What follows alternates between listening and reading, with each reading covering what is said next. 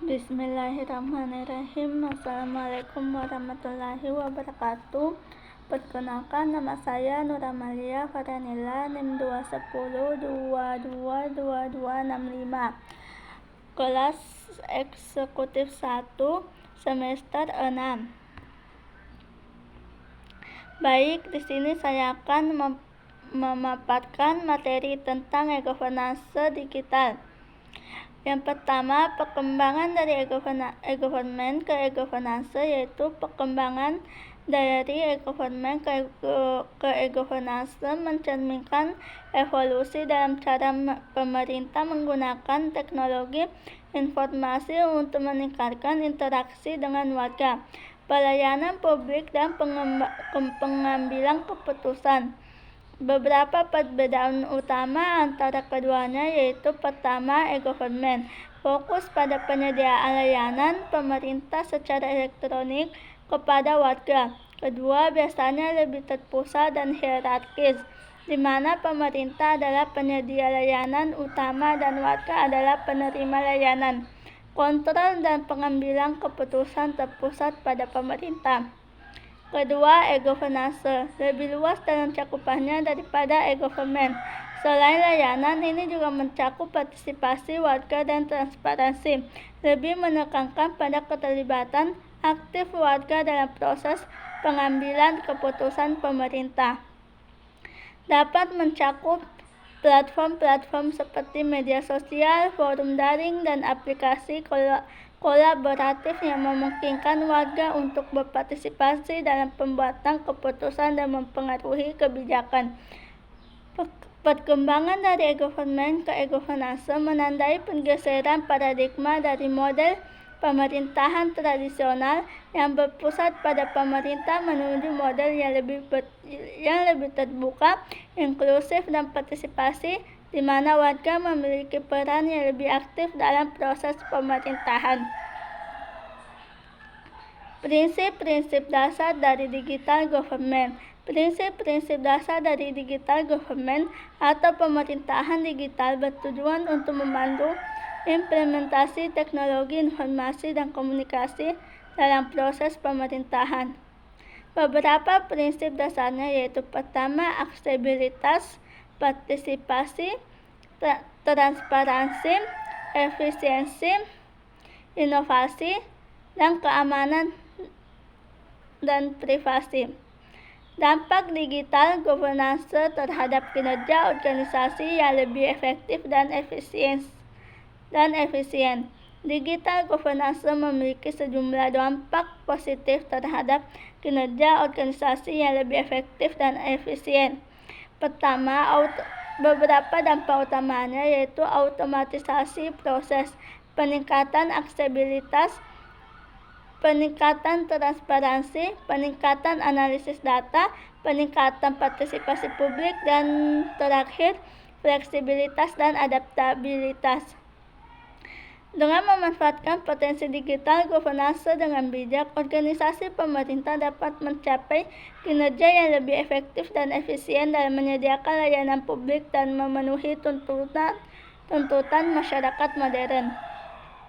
Kesimpulan, perkembangan dari e-government ke e-governance menandai evolusi dalam pendekatan pemerintah terhadap penggunaan teknologi informasi dalam proses pemerintahan.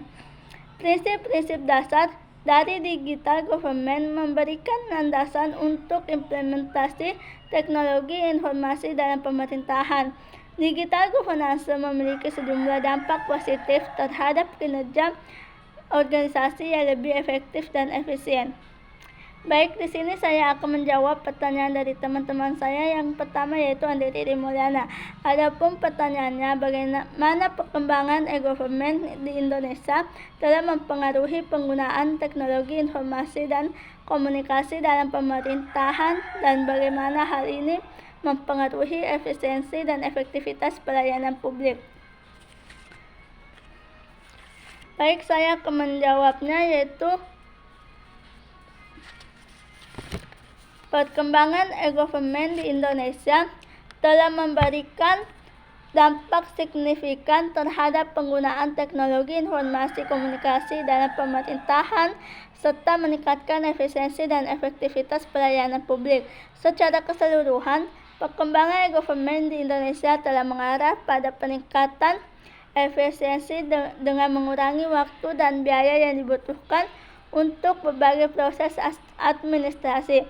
Di sisi efektivitas, peningkatan akses informasi dan transparansi telah memperbaiki hubungan antara pemerintah dan masyarakat, memungkinkan pemerintahan yang lebih responsif dan berorientasi pada kebutuhan publik. Baik, adapun pertanyaan kedua, atas nama Nusaidah, bagaimana e-governance mengubah peran warga dalam proses pembuatan keputusan publik dibandingkan dengan model pemerintahan tradisional? Adapun jawabannya, e-governance atau pemerintahan elektronik mengubah peran warga dalam proses pembuatan keputusan publik dengan berbagai cara yang signifikan dibandingkan dengan model pemerintahan tradisional. Berikut adalah beberapa perubahan utama yang dibawa oleh e-governance, yaitu pertama, akses informasi yang lebih mudah dan transparan, partisipasi yang lebih aktif dan langsung, proses pelayanan yang lebih efisiensi.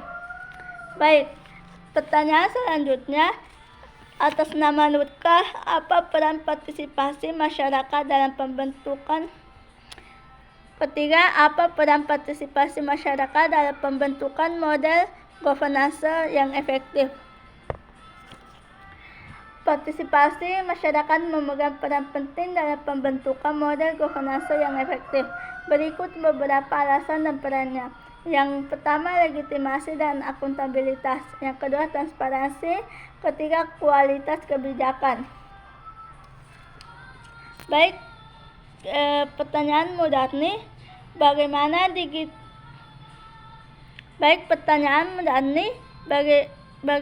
digital governance dapat meningkatkan transparansi dan akuntabilitas dalam organisasi?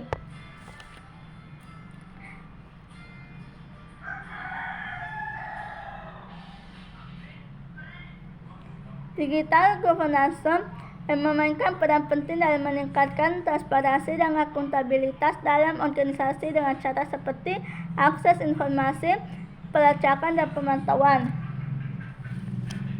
Pertanyaan terakhir dari Saudari Asrawati, berikan salah satu contoh dari e-governance yang mencakup partisipasi warga.